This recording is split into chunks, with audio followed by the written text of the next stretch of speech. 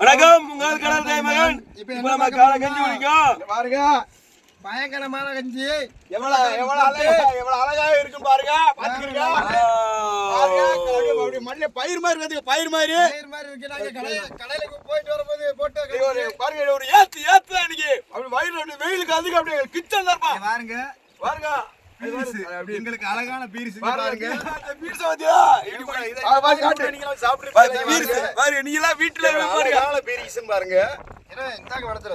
டேய் உனக்கு அதிகமா கவர்ல வாங்கணும். ஓ பயங்கரமா இருக்கு. ஜமையா இருக்கியா? வேற லெவல்ல இருக்கு. நானியா பாத்துக்கிறீங்க நீங்க.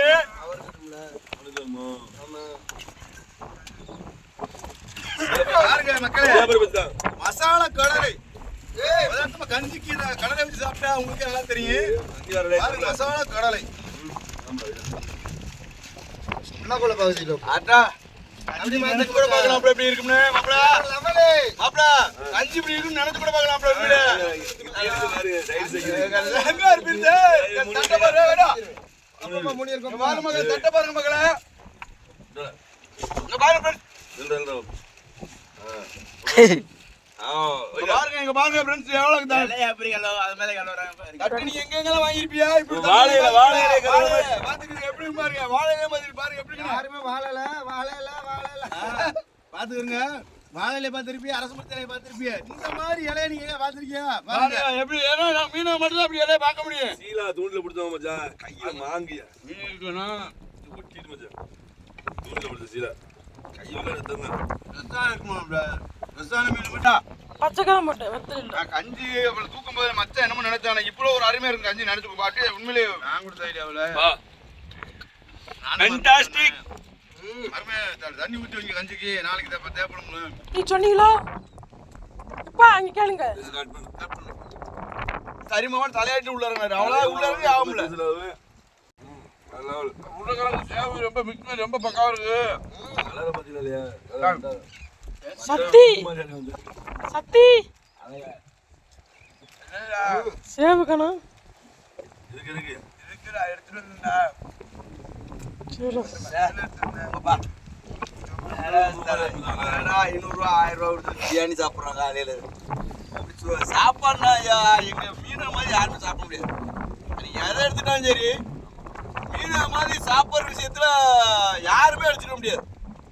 ஒண்ணு மீனவனே சத்தையோடையும் நம்ம சாப்பிட்ற உணவுலே கெடுதலே இல்லாத ஒரே ஒரு உணவு மீன். அதுதான் உண்மை. இயற்கையான விஷயம்ல. காலையில இப்போ ஒரு தூண்டில காட்டினார் ஒரு மீன். உண்மையிலே வந்து அந்த மீனுக்கு ஏற சத்து எதுவுமே கிடையாது. அந்த தூண்டில அந்த மீனை பிடிச்சது அந்த சத்தான எதுவுமே கிடையாது. ஏன்னா எந்த ரத்தமும் இப்போ வளையல பட்டாலுமே அந்த வளையலோட தன்மை வந்து ஹீட்டுக்கு ரத்தத்தை கொஞ்சம் எடுத்துடும். ஆனால் அந்த தூண்டில் வர்ற மீன் வந்து ரத்தம் எதுவுமே வெளியே போகாது, மீனுக்குள்ளே செட் ஆயிரும். அப்படின்னு சொல்லும்போது ரொம்ப டேஸ்டா இருக்கும். கூட டேமேஜ் ஆகாது. அது வாயில அப்படி பார்த்துட்டு முடிச்சு பார்த்துமே ரத்தம் எப்படி வந்திருக்கு மாதிரியா அப்படியே அந்த ரத்தம் மீனுக்கு மற்ற எந்த மீனாலும் கொஞ்சம் கொஞ்சம் டேஸ்ட்டுகள் கம்மியாக தெரியும். ஆனால் அந்த தூண்டி மீன் சொல்லும் போது அவ்வளோ ஒரு அருமையாக இருக்கும்.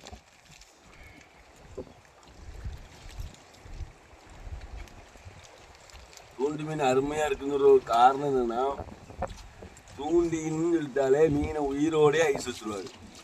நம்ம மீன் செத்து 4 மணி நேரம் 5 மணி நேரம் கழிச்சாலும் ஐஸ் வைப்போம். தூண்டியில பட்டோடனே தெரிஞ்சிடும் தூண்டி இழுத்துருமா. அப்போ உயிரோடே அந்த மீன் தூண்டில வர்ற மீன் டக்குன்னு சாவாது. அது வாங்கும்போது உயிராக வரும். அதனால அதிகபட்சம் உயிராகவே அவங்க பெட்டி ஸ்டோருக்குள்ள அடிக்கிறதுனால மீன் பெருசா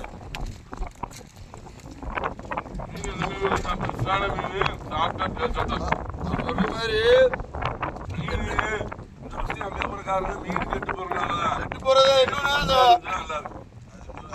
தன்மையில் இதாயிருமாப்ல. வளையிற மாட்டு மீன் அது மீன் நரம்பு வச்சுக்கல நரம்பு மீன் மாட்டுது. நரம்பு என்ன தன்மையை வந்து ரத்தம் உறிஞ்சிடும். நரம்பு விழுந்துடும் மீன் அரட்டால விழுந்துடும். நிறைய விஷயம் இருக்கு. அது மாதிரி வளையல் மாட்டு வச்சுட்டா அப்படி சிலுப்பு தான் விழுதா பாதி ரத்தம் அப்படியே போயிடும். அப்போ அந்த எண்ணெய் ருசி இருக்கு. தூண்டி மீன்னா வந்து அப்படியே ஃப்ரெஷ்ஷாக ரத்தம் அப்படியே சீனாவை பொறுத்துருவோம்ல. சீலமண்டை எனக்குல எனக்கு யாராவது கேட்ட வந்து நீ போட்டு கொடுத்தா தூண்டி போட்டவன் நாட்டு சீலமண்டை அந்த வெட்டி குழம்பு வைக்கிறேன் நான் தானே. அந்த வெட்டி இது மட்டும் நல்லா வச்சுக்கிறேன்னா குழம்பு தான் வைக்கிறேன் நான் தானே. சரியா குழம்பு வச்சா நல்லா இருக்காது. ஆ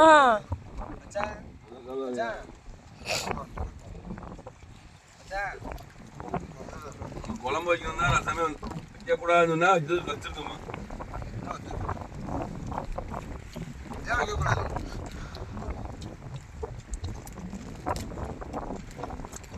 யாரும் கருத்து வந்து ஒரு சாஸ்திரம் சொல்றாங்க முன்னொரு காலத்திலேருந்து அதை சொல்றாங்க.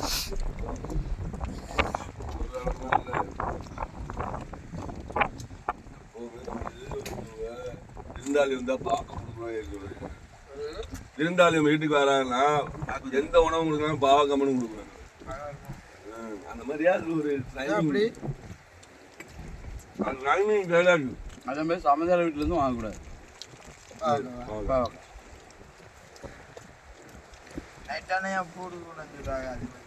அப்ப கடையில எப்படி உப்பு வாங்குவீங்க?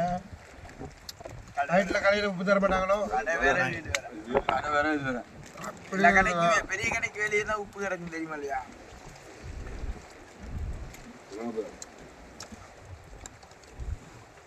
எந்த பொருளும் கலங்க வாங்கி இப்போ மட்டும் கலங்க மாட்டாங்க. அதனாலதான் வெளியே போட்டிருக்காங்க. அதனால ரோட்டுட்டு எனக்கு தூத்துக்குடி பரவாயில்ல வாரியா கறந்து எனக்கு பாருங்க கோப்பையை பாருங்க எப்படி இருக்கு. அவர் இப்ப தனி அந்த கோப்பையை பத்தியல எவ்வளவு கஞ்சி கொடுத்தாரு ஒரு மணி தண்ணி கோப்பையை பத்தியல எப்படி பத்தியல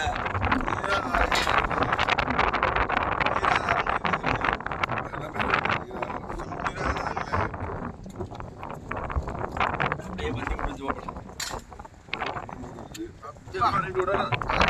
வெட்டி போட்டு மாலைக்கு வெட்டி போட்டு ஆமையை விட்டியா வெட்டி ஆக்காதுயா.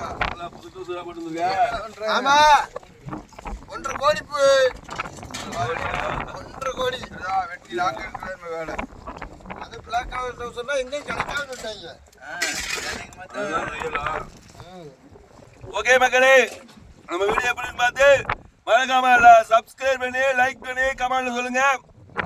அடுத்த எப்படி கஞ்சி கொடுத்தா எப்படி இருந்துன்னு கடல்ல அடுத்த வீடியோல சந்திப்போம். உங்கள் கடல் தாய் மகள்.